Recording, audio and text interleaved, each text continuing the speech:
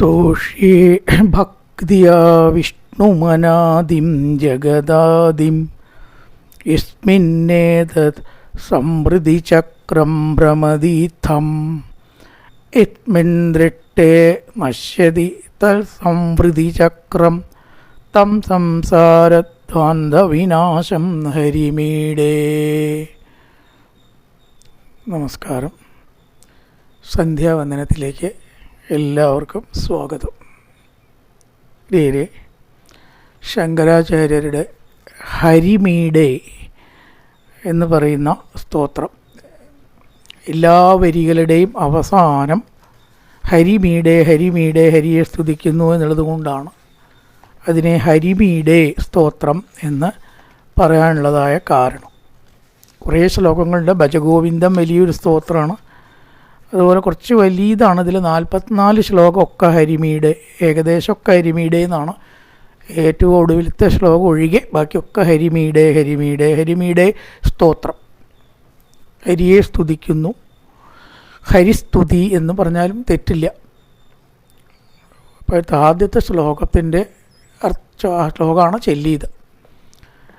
സ്തോഷിയെ ഭക്തിയ വിഷ്ണുമനാദിം ജഗദാദിം, ജഗത്തിൻ്റെ ആദിയായിരിക്കുന്നതും എല്ലാറ്റിനും അനാദിയായിരിക്കുന്നതും ആയ വിഷ്ണുവിനെ ഭക്തിയോടുകൂടി സ്തുതിക്കുന്നു. ഇതാണ് കാര്യം. എങ്ങനത്തെ വിഷ്ണു? അങ്ങനെയാണല്ലോ. ആ വിഷ്ണുവിൻ്റെ വിശേഷണങ്ങളാണ് ബാക്കി വരികളിലൊക്കെ പറഞ്ഞത്. യസ്മിന്നേതത് സംവൃതിചക്രം ഭ്രമതീഥം, ഇതായി കാണുന്നില്ലേ? അതേപോലെയുള്ള സംസാരം, ഭ്രമം ഏത് കാരണം കൊണ്ടാണ് ഉണ്ടാകുന്നത്? ഭഗവാൻ സംസാരനാശിനിയാണ്, സംസാരത്തെ ഉണ്ടാക്കുന്നവനും ആണ്. രണ്ടുമാണ്, ഒരേപോലെ രണ്ടും പറ്റും. ദേവിയാണ് മായയുടെ അടിസ്ഥാനം, ദേവിയാണ് ജ്ഞാനത്തിന് അടിസ്ഥാനം എന്ന് പറഞ്ഞ പോലെ ഭഗവാൻ മായയെ ഉണ്ടാക്കുന്നു, ചിലരെ മായയിൽ ചുറ്റിക്കറക്കണു, വേറെ ചില അറിവ് കൊണ്ട് ആ ജ്ഞാനത്തിൽ നിന്ന് കരകയറ്റുകയും ചെയ്യും. ഇപ്പോൾ ഇവിടെ സംവൃതി ചക്രം എന്നാണ്. സംസാരം സൃഷ്ടിച്ച് ചില ആളുകളെ അതിൽ കറക്കി കഷ്ടപ്പെടുന്നു. എന്തിന് എന്ന് ചോദ്യമില്ല എന്നാണ്. എന്തിനെന്ന് ചോദിച്ചാൽ ചില ആൾക്കാരെ ഇപ്പോൾ എന്തിനാ അങ്ങനെ കഷ്ടപ്പെടുത്തണം? എല്ലാവരെയും അങ്ങോട്ട് ജ്ഞാനം കൊടുത്ത് നന്നാക്കി കൂടെ എന്ന് ചോദിച്ചാൽ ഉത്തരമില്ല. ഭഗവാൻ തന്നെ അറിയുള്ളൂ. സംസാരം അജ്ഞാനവും ജ്ഞാനവും ഒരേപോലെ കൂടിയതാണെന്നൊക്കെ നമുക്ക് ഉത്തരം പറയാം. ആ ഉത്തരം മുഴുവനാവണമെന്നില്ല എന്നാണ്. എന്തിനാ എല്ലാം നന്നായി കൂടെ എന്ന് ചോദിച്ചപ്പോൾ എന്താ ഉത്തരം പറയാം? അറിയില്ല. അപ്പോൾ നമുക്ക് എല്ലാ ചോദ്യത്തിനും ഉത്തരമില്ല കേട്ടോ. അറിയാത്ത ഉത്തരങ്ങൾ, ചോദ്യത്തില്ലാത്ത എത്രയോ ചോദ്യങ്ങളുണ്ട്. ആ കൂട്ടത്തിൽ ഒന്നാണ് ചില ആൾക്കാർ എന്തിനാണ് സംസാരത്തിൽ ഭ്രമിപ്പിച്ച് ചുറ്റിക്കറക്കുന്നത്? അറിയില്ല. ചില ആൾക്കാരെ ജ്ഞാനം കൊടുത്തിട്ട് എന്തിനാണ് രക്ഷിക്കുന്നത്? അറിയില്ല. രണ്ടും നമുക്കറിയില്ല, രണ്ടും കാണാനുണ്ട് എന്നിങ്ങനെ പറയാം. അത്രയേ ഉള്ളൂ. അപ്പോൾ യസ്മിന്നേതൻ സംവൃതിചക്രം ഭ്രമതീത്തം, സംസാരചക്രത്തിലിങ്ങനെ കറക്കുക. അതിന് കാരണമായിരിക്കുന്ന ഹരിയെയാണ് ഭക്തിയോടുകൂടി സ്തുതിക്കുന്നത്. സംസാരത്തിൽ ജീവന്മാരെ കറക്കുന്ന വിഷ്ണു. ഇനിയോ യസ്മിൻ ദിട്ടേ നശ്യതി തത് സംവൃതിചക്രം, അതേ വിഷ്ണുവിനെ തന്നെ വിരോധാവസ്ഥ കാണുക എന്ന് പറഞ്ഞാൽ വിഷ്ണുവിനെ അനുഭവിക്കുക എന്നർത്ഥമേ ഉള്ളൂ. നേരിട്ടിപ്പോൾ മൂർത്ത രൂപത്തിൽ കാണലുണ്ടാവുമോ? വളരെ കുറവാണ്. സിദ്ധന്മാർക്കോ ഭാഗ്യവാന്മാർക്കോ ഗുരുരമ്മയെപ്പോലുള്ളവർക്കൊക്കെ അങ്ങനെ കാണൂ. മറ്റവർക്കൊക്കെ അനുഭവിക്കലാണ്, ബ്രഹ്മത്തെ അനുഭവിക്കലാണ്. ഇപ്പം ബ്രഹ്മാനുഭവം കണ്ടാൽ എന്ന് ഇവിടെ അതാണ് ഉദ്ദേശിച്ചത്. അനുഭവിച്ചാൽ, ദൃഷ്ടയെന്ന് പറഞ്ഞു, കണ്ടാൽ എന്നാണ് വാക്കിൻ്റെ അർത്ഥം.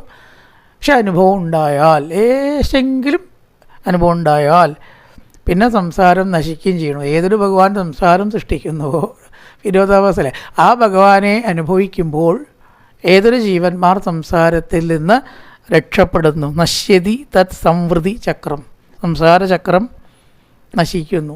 ഒരേ സമയത്ത് സംസാരചക്രത്തിന് ആസ്പദം ഭഗവാൻ, അതേ സമയത്ത് സംസാരചക്രം നശിക്കാനും ഭഗവാൻ ആസ്പദം. രസമാണ് ആലോചിച്ചാൽ. എന്തിന്, എങ്ങനെ, ആ ചോദ്യമില്ല. കണ്ടത് ഞാൻ ഇവിടെ പറയണു എന്നാണ് ഭാവം. യസ്മിൻ ദൃഷ്ടേ നശ്യതി തത് സംവൃതി ചക്രം. ആദ്യം പറഞ്ഞ യസ്മിന്നേതർ സംവൃതി ചക്രം ഭ്രമതീത്തം, സംസാരചക്രത്തിൽ ഭ്രമിക്കുന്നു. അതേ ഭഗവാനെ അനുഭവിക്കുമ്പോൾ സംസാരചക്രം നശിക്കുകയും ചെയ്യുന്നു. ഇനിയോ തൽ സംസാരധ്വാന്ത വിനാശം കരിമീടെ. വളരെ രസമാണ്. എനിക്കിപ്പോൾ എന്താ അതിൽ വേണ്ടത്? അതാണല്ലോ. നശിക്കുന്നവരുടെ കാര്യം പറഞ്ഞു, രക്ഷപ്പെടുന്നവരുടെ കാര്യം പറഞ്ഞു. ഞാൻ ഏതാ ആഗ്രഹിക്കുക? സംശയിക്കാനുണ്ടോ? ആരെങ്കിലും നാശം ആഗ്രഹിക്കുമോ? ഞാനിതാ സംസാരത്തിൽ നിന്ന് രക്ഷപ്പെടാൻ ആഗ്രഹിക്കുന്നു. അതാണ് സർവേശ്വര, ഈ പറഞ്ഞതിൽ സംസാരത്തിൽ നിന്ന് രക്ഷപ്പെടാൻ ഞാൻ ആഗ്രഹിക്കുന്നു. എന്നെ ദയവായിട്ട് ആ ലിസ്റ്റിലൊന്ന് ചേർക്കുമോ?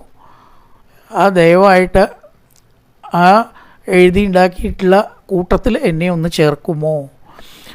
തം സംസാരധ്വാന്ത വിനാശം. ആ ഭഗവാനെ തം ഞാൻ സ്തുതിക്കുന്നു. എന്തിനു വേണ്ടിയിട്ട്? സംസാരധ്വാന്ത വിനാശം.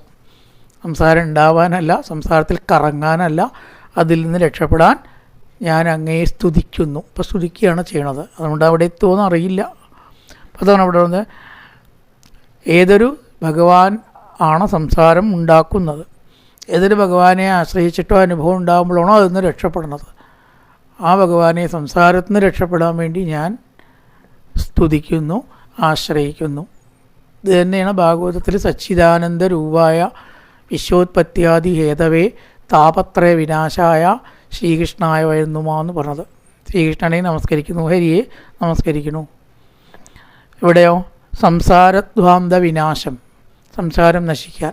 എന്താ സംസാരം നശിക്കുക എന്നുള്ളതിനെ വിശദീകരിച്ചു ആ ശ്ലോകത്തിൽ. സച്ചിദാനന്ദ രൂപായ എന്നുള്ള ശ്ലോകത്തിൽ എന്താ വിശദീകരിച്ചത്? താപത്രയ വിനാശായ. എങ്ങനെയാണ് സംസാരസാഗരം ഉണ്ടാവുക? 3 തരത്തിലുള്ള ദുഃഖങ്ങളെ കൊണ്ടാണ് അല്ലേ?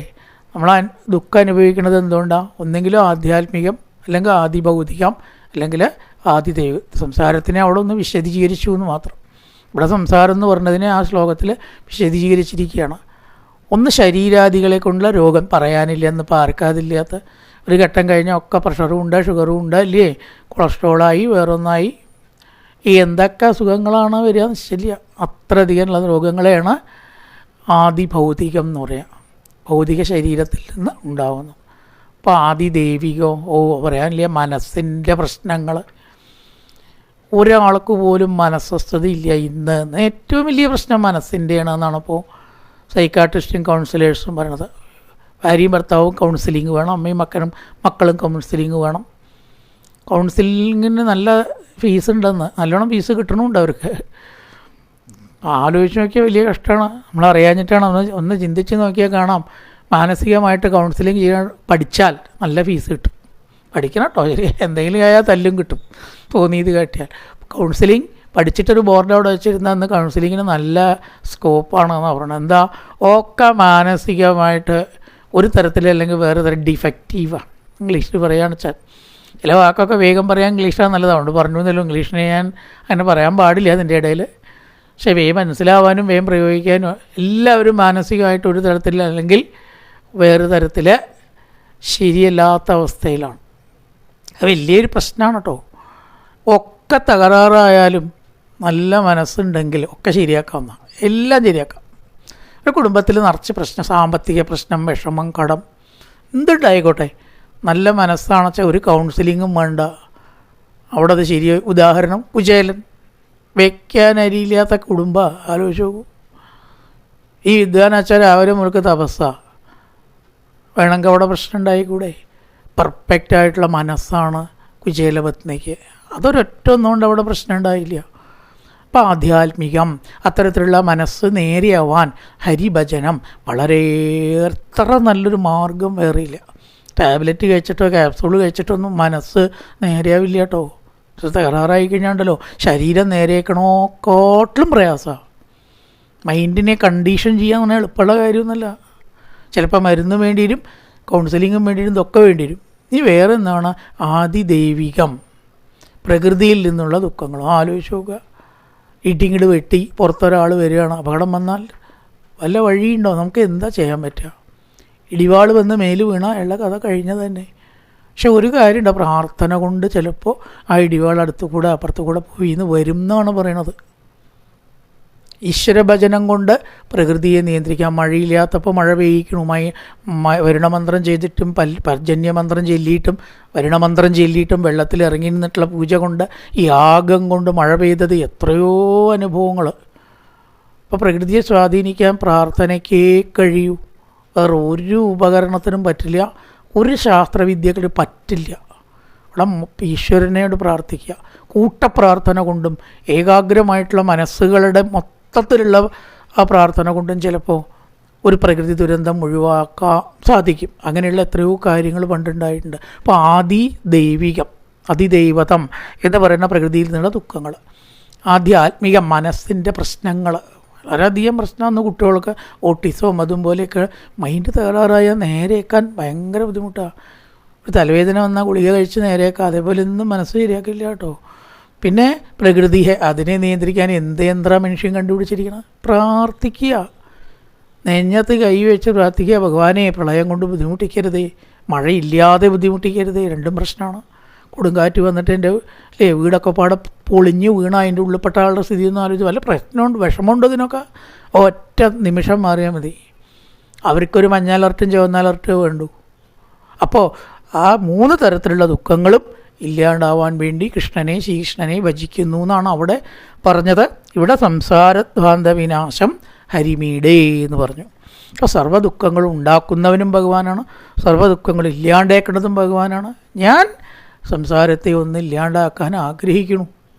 ഞാൻ ഇതിലാണ് പെടുന്നത്. സർവേശ്വര, ആ ഒരു അനുഗ്രഹം എനിക്ക് നൽകുമോ? നൽകണേ. സ്തോഷ്യെ ഭക്ത്യാ വിഷ്ണുമനാദിം ജഗദാദിം യസ്മിന്നേത് സംവൃതിചക്രം ഭ്രമതീത്തം യസ്മിൻ ദൃഷ്ടേ നശ്യതി തത് സംവൃതിചക്രം തം സംസാരധ്വാന്തവിനാശം ഹരിമീഡേ. നാരായണീയത്തിൽ ചില വൃത്തങ്ങൾ എങ്ങനെയുണ്ടല്ലോ, ഈ ആര്യാവൃത്തം പോലെയൊക്കെ ഗൂഢം വസുദേവഗിരാകർത്തം എന്നൊക്കെ പറഞ്ഞ പോലെ പ്രത്യേക വൃത്തമാണ്. എന്തായാലും നല്ലൊരു സന്ധ്യ എല്ലാവർക്കും നേർന്നുകൊണ്ട് നിർത്തുന്നു. നമസ്കാരം.